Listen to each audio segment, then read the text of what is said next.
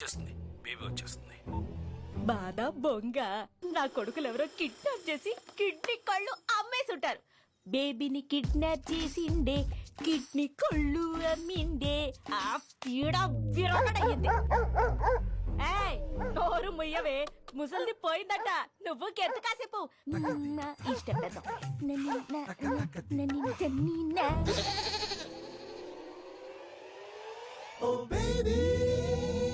యాండి ఏం కావాలి? ఇల్లు అద్దెకి కావాలి. పోర్షన్ ఖాళీగా ఉందిగా. ఎవరు చెప్పారు? బయట బోర్డు. మేము ఎట్లేదే. అందుకే అడుగుదామని వచ్చా. ఏ ఊరేటి? రాజమండ్రి. మాట తీరు చూసి అనుకున్నా. మీది అటేపే అనుకుంటా. ఎలా చెప్పావు? ఎటకారం చూసి అనుకున్నాను. అద్దే 6000.